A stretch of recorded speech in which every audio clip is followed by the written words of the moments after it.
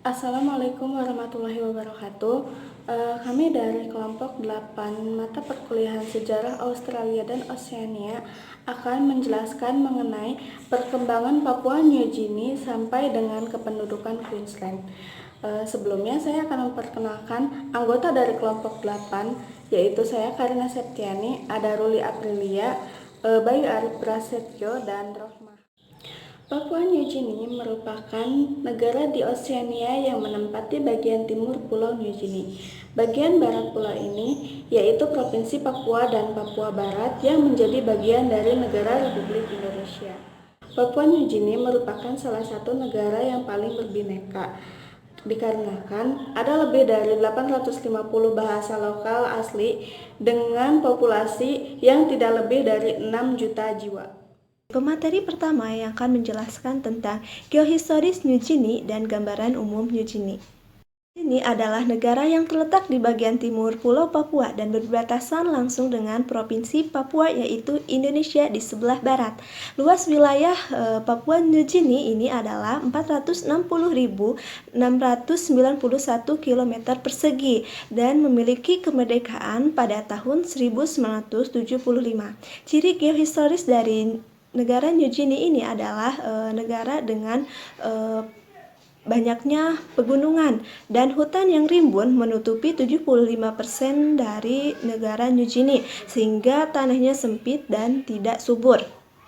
Papua New Guinea ini letaknya berdekatan dengan garis khatulistiwa dan bagian Australia Utara, sehingga mempengaruhi iklim dari Papua New Guinea ini. Papua New Guinea memiliki iklim kemarau dan hujan. Papua New Guinea rata-rata mempunyai suhu 26 derajat Celcius dan Papua New Guinea ini adalah negara yang berbineka karena memiliki kurang lebih 850 bahasa lokal. Namun, bahasa resmi yang digunakan adalah bahasa Inggris untuk pengantar dalam sekolah umum. Papua New Guinea kebanyakan itu beragama Nasrani, yaitu Protestan dan Katolik. Papua New Guinea memiliki ibu kota yaitu Port Moresby. Selain menjadi ibu kota, Port Moresby ini mempunyai industri manufaktur dan industri jasa. Nah, untuk di Papua New Guinea ini kota-kota besar itu terletak di pantai dan menjadi pelabuhan utama. Namun, masyarakat atau penduduk yang tinggal di kota itu sangat sedikit. Nah, itu geohistoris Papua New Guinea dan gambaran umum tentang New Guinea. Di sini saya akan menjelaskan mengenai kedatangan dan kehidupan awal masyarakat Papua New Guinea.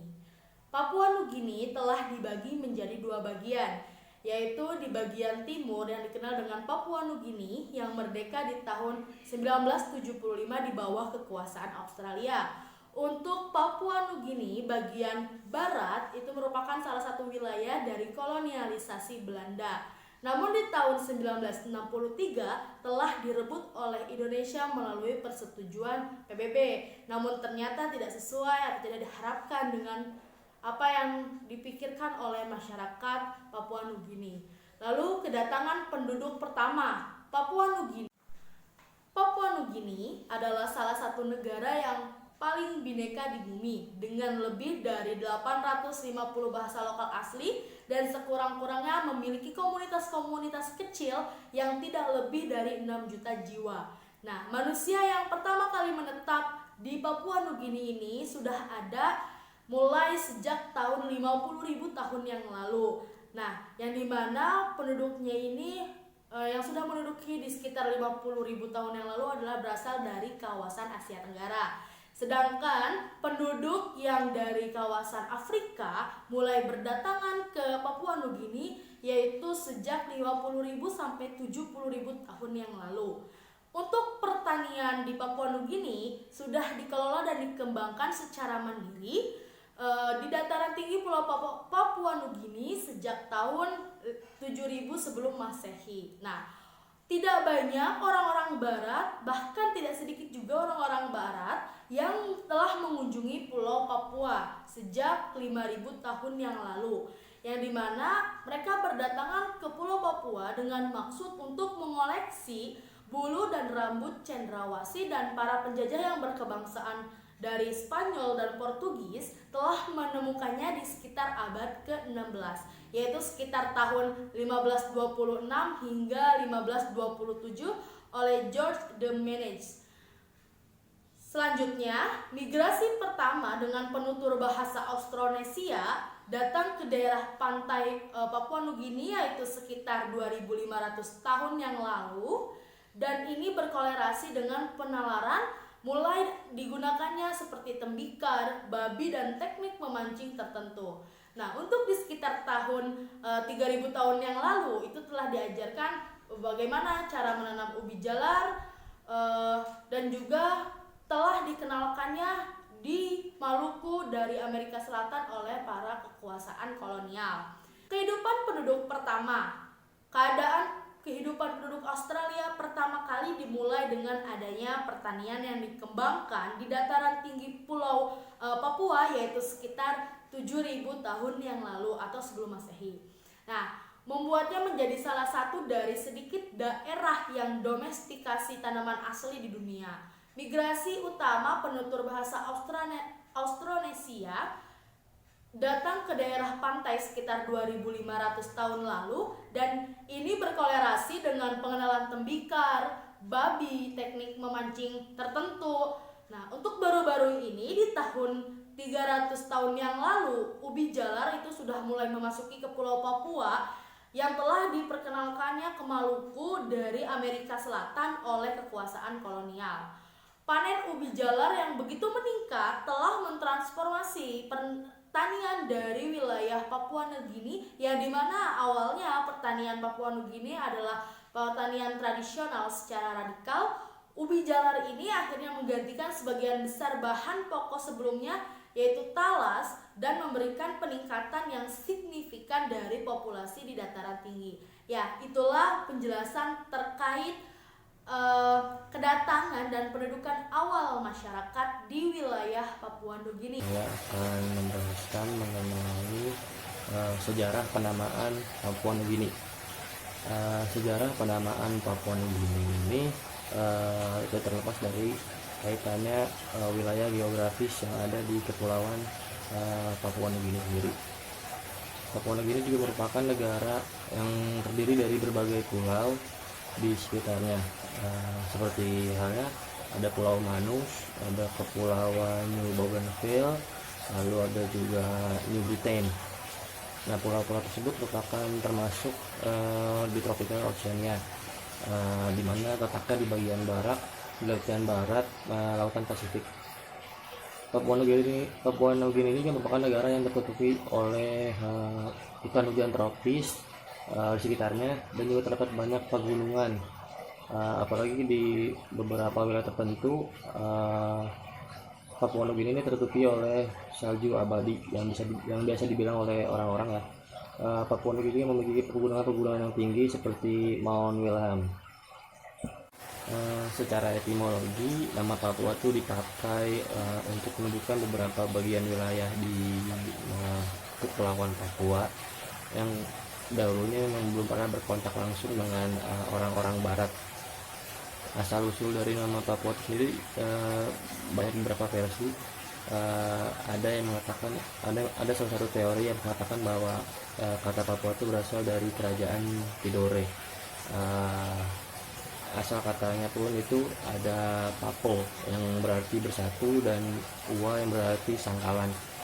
Dan bila diartikan atau digabungkan sendiri menjadi daerah yang sulit bersatu. Dan kenapa bisa dibilang sulit bersatu? Karena secara geografis itu sendiri daerahnya sangat sulit untuk bersatu karena Papua sendiri sangat jauh di bagian timur. Lalu menurut Plong, asal penamaan Papua itu berasal dari bahasa Melayu yang berarti rambut keriting.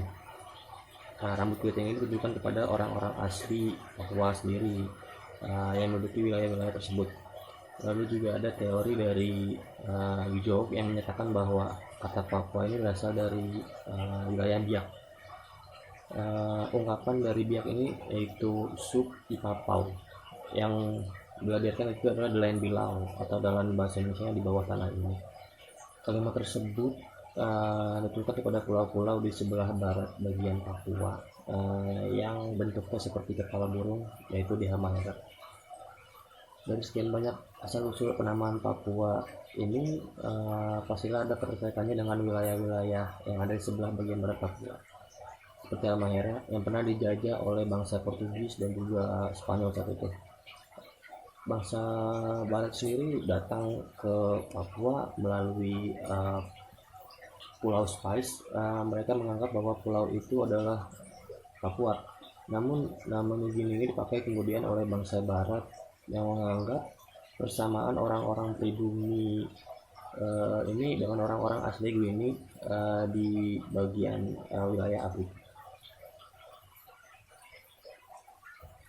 Nah, orang Barat sendiri hanya sedikit yang mengetahui pulau ini hingga abad ke-19.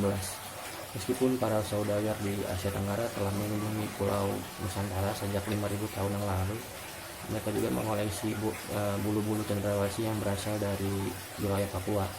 Dan para penjaga kebangsaan Portugis dan Spanyol telah menemukan Papua ini kisaran abad ke-16. Nama negara ini yang memberi kesan ganda dihasilkan oleh bahasa Melayu yang menggambarkan rambut orang Malaysia yang keriting.